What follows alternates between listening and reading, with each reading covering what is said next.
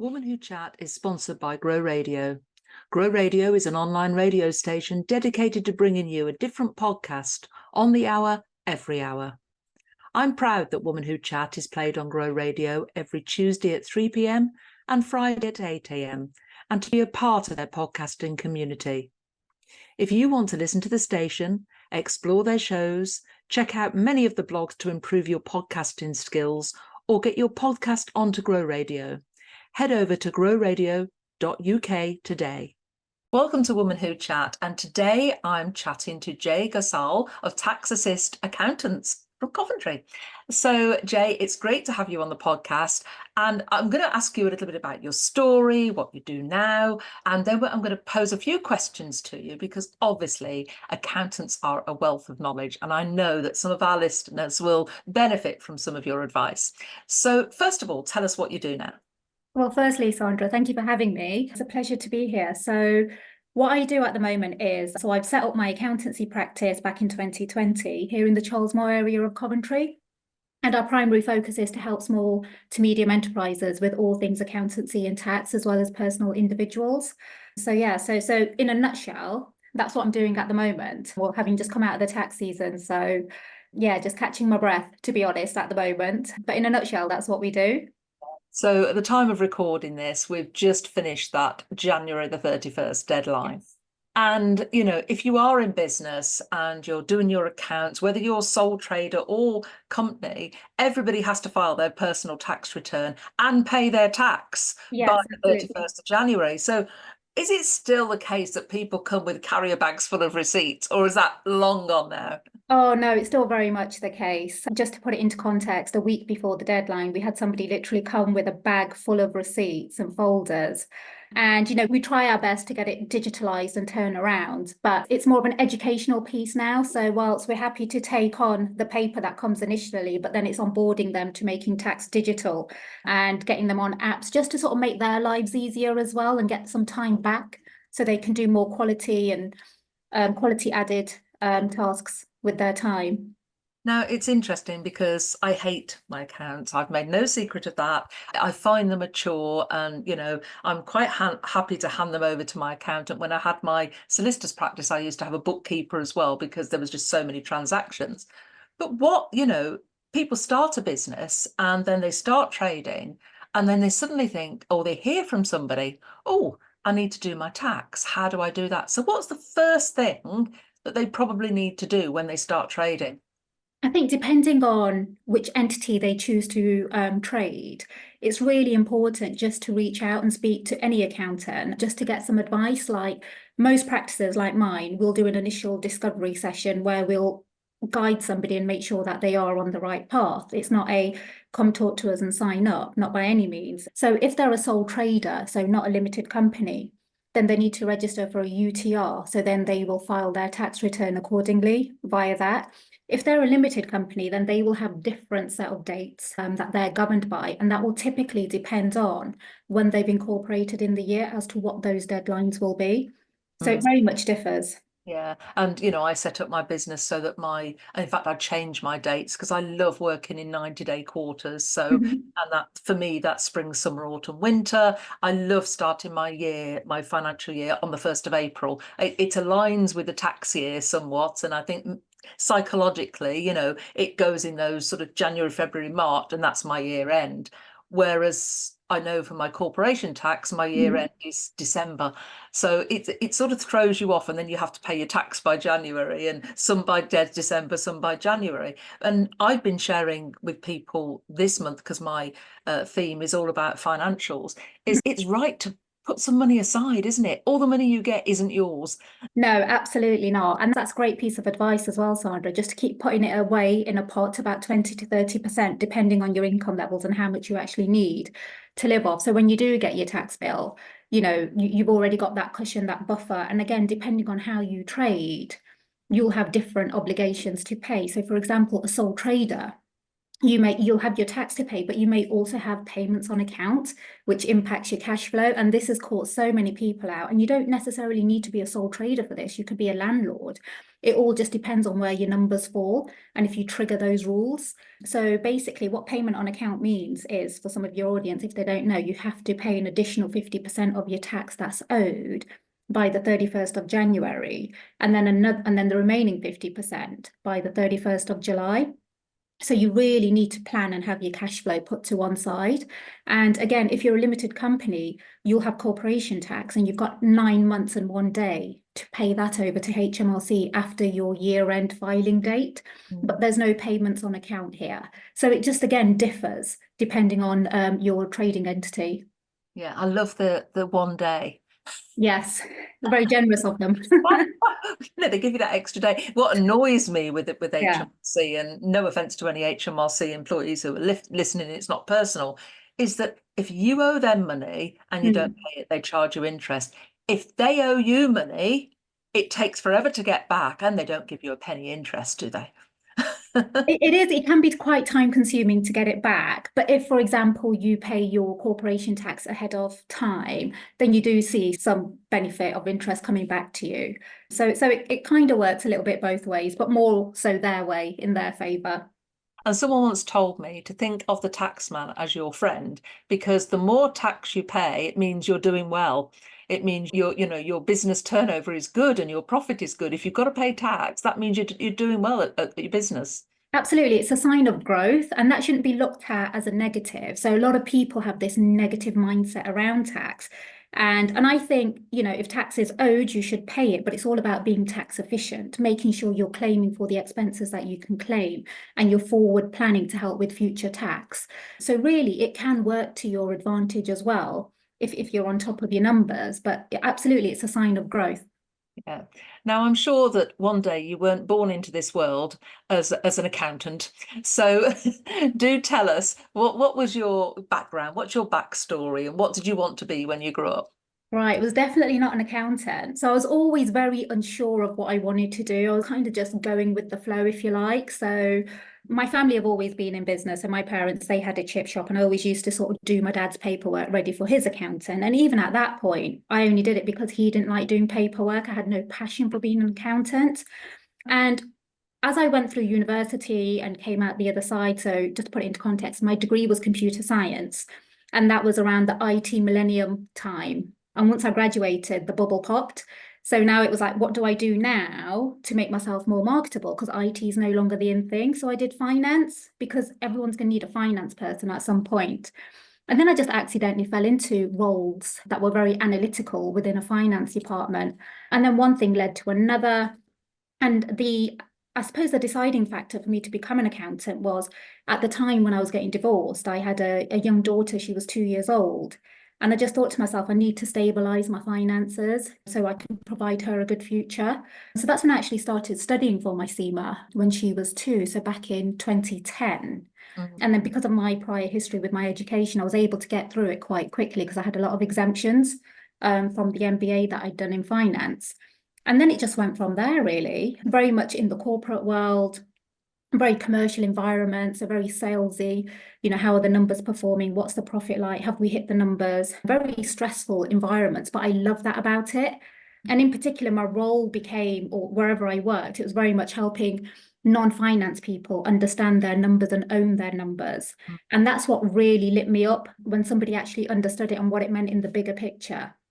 And then over time, I just wanted to step out of the corporate world and not just be another cog amongst many others. I wanted to come out of it and help the sort of everyday business person with that kind of skill set, and help them to own and manage their numbers and how they could grow their business. So, and that led me to setting up TaxAssist Accountants.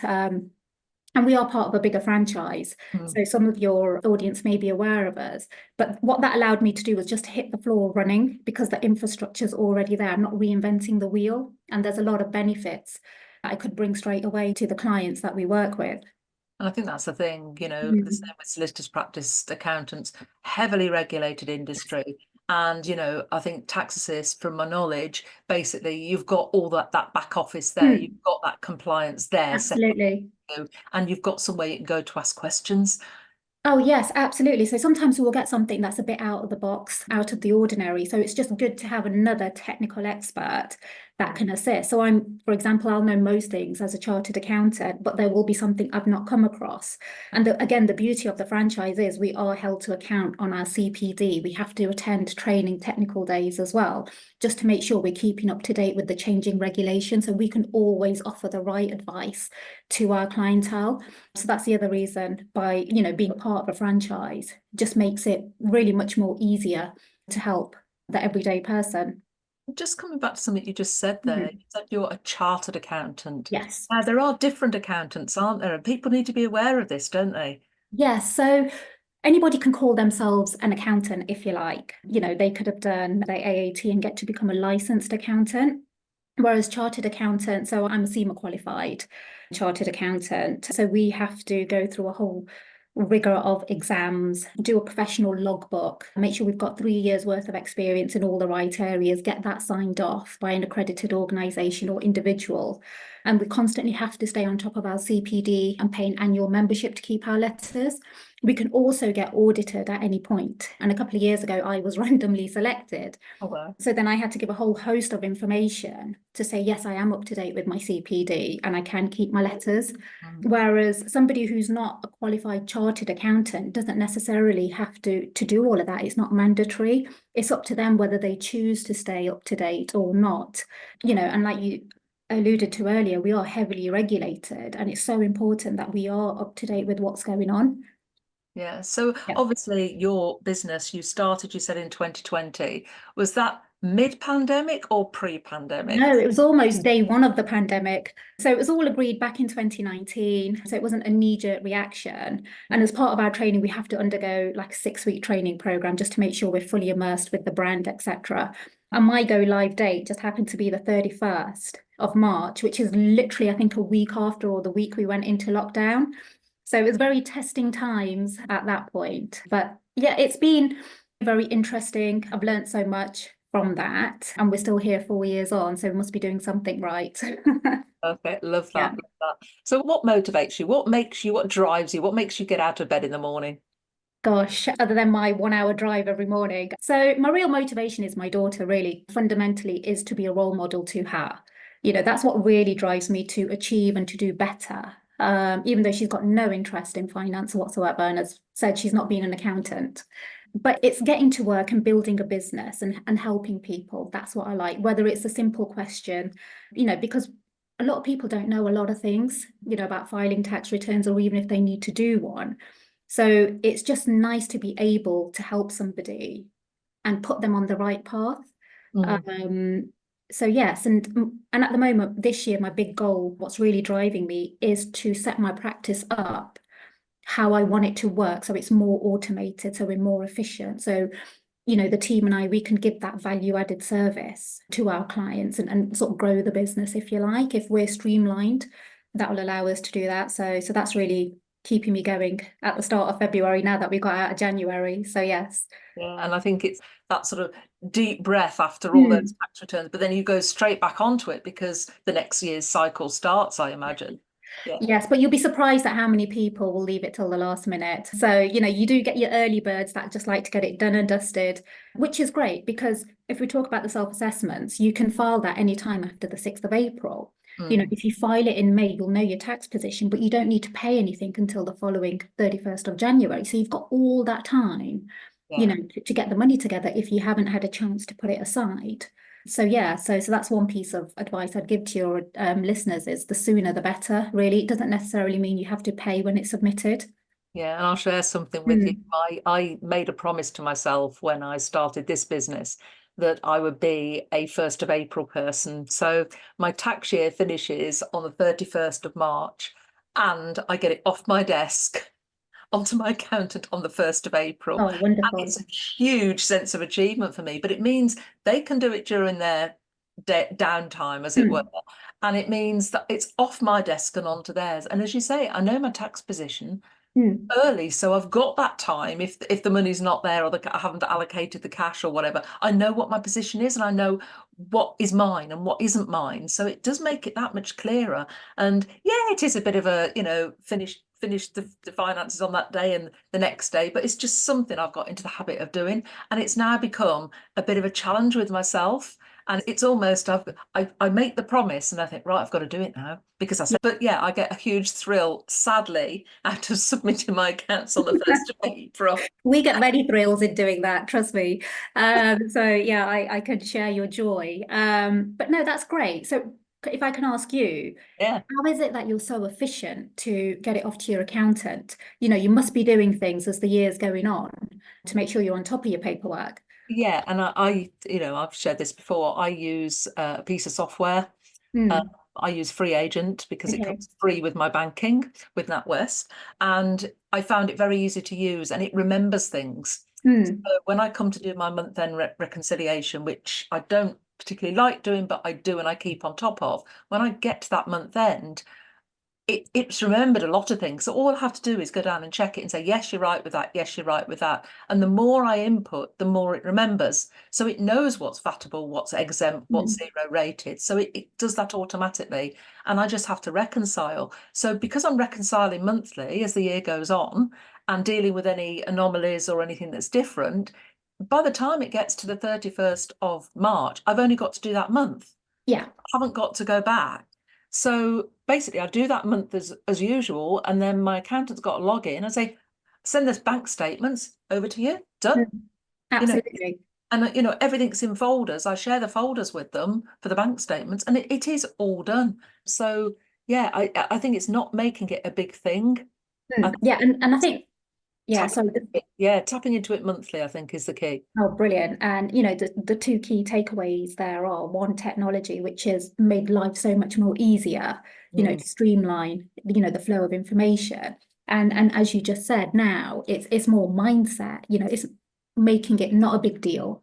yeah, So the more you look at your numbers, the more you're on top of your numbers, the forecasting and the planning and even the bookkeeping activities of matching transactions, the yeah, more at ease you are with those. And, you know, because we find a lot of times people just they have that fear, and sometimes the fear is far greater than the mm, tax bill, and they're pleasantly surprised. yeah, But they work themselves up with that anxiety, that negative mindset, that worry, which not only impacts their health, but it will impact their day to day in the business as well when it comes to making decisions. So, where you're on top of your numbers, like you've said, monthly or even quarterly, you're able to make better, well-informed decisions on how to grow the business, where to maybe cut back and where to invest. So, you know, technology has made life so much easier for not just accountants, but for individuals as well.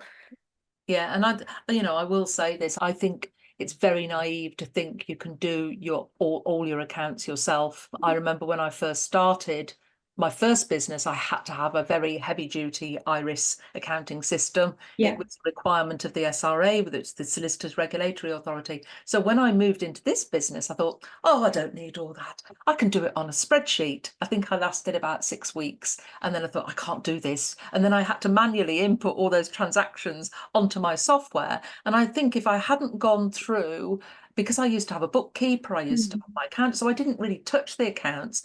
And I think if I hadn't gone, if I hadn't have been on the NatWest Accelerator at the time, and one of the modules was your finances and things like that, it suddenly was this light bulb moment. I can't do this on my own. I need Mm. support. And I think that's what especially startups need to understand, is that you may think you can do it on your own, but actually you need that input quite early on to know you're doing it right. Yeah, absolutely. And that's just like with anything, Sandra, is, you know, even when I started my practice, you know, going into a franchise, there's a lot of cost involved on, especially then going into lockdown as well. So the income came way further down the line. But it is, okay, where can I best place my skills in order to grow my business? Who do I need to rely on? You know, in terms of coming to help me. Like for me, I don't particularly like ads. So that was one of the first areas that I brought somebody in. And now eventually over time, I've got the right person doing that. And Yeah. then somebody who enjoys that area, they just absolutely fly with it and you don't have to worry. And you can then focus on doing what you enjoy. Like for me, it's the account, sitting with the clients, you know, and this year very much going out there, growing the business. So yeah, you've really got to look into all of these areas and see what works for you and get that support from day one practically. Yeah. So what are you've mentioned a little bit about what you want to achieve, but what are your goals and aspirations for the future, both for the business and personally? What's the big dream? Gosh, my big dream, if I'm being completely honest, is to just work from anywhere in the world remotely. And technology allows for that. So for me, I've spent a lot of time working whilst my daughter was young, not really appreciating the finer things in life or the quality time with my daughter. So I would like to set the practice up as much as it can be running by itself and have those efficiencies in place. So I get to just spend a little bit more time with my daughter, who's now, she's 15 going on 16. So I've got her for another couple of years before she goes to uni. And I just want to spend quality time with her, whether that's just mother and daughter, day at the spa, day at the shops, or we go away.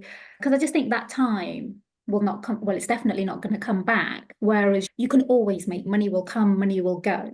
So it's just, yeah, maybe just shifting my focus a little bit and focusing more on her. And technology is such that you can work anywhere with an internet connection. Absolutely. I flew on a plane last year to the US, and I got the Wi-Fi. I was tapping away on my computer. 10 hours on a flight. You might as well Yeah. just get some of your to-do list done. And I actually found that quite therapeutic. That I was able to do that and tap into the Wi-Fi. But you can travel, and I always say to women in business, you can have it all, just not Yeah. all at once. You just have to pick the things that are right at that particular time. But your story does remind me of a little bit of mine with two boys on my own and thinking, what future am I going to provide for them? Which is why I became a solicitor and gave them that good start. But don't worry, even when they leave home and go to university, they come back. So you never lose them. Well, that's good to know. Reassuring. Yeah, because at the moment she's just, when I'm gone, I'm gone. And I'll be like, I'll be right behind you. First sign of anything, Mom, I need, Yeah, Mom, can you help me? So you'll always be Mom. that's good. Well, it's been absolutely fantastic chatting to you. I always ask my listeners, always ask my guests even to leave my listeners with one bit of inspiration or piece of advice or a top tip. What would yours be? Okay, so something inspirational that I came across is if you raise your self-worth, you'll raise your net worth. So that's the tip I'm going to give, because I feel often we devalue what we do. A lot of women, they will suffer from imposter syndrome. That's not to say men don't, but we will always downplay what we do. So we need to raise our own worth in order to then, to gain that net worth from our customers or clients and just general, whoever we're around. Yeah. I think that's so true. I think we do as women, we play down our strengths and we've always got that person on our shoulder saying, don't do that. Whereas we need to think bigger and we need to truly believe. And that's such a valuable lesson to leave us with there. It's been fantastic speaking to you, Jay. Thank you. Thank you for being here today. Thank you.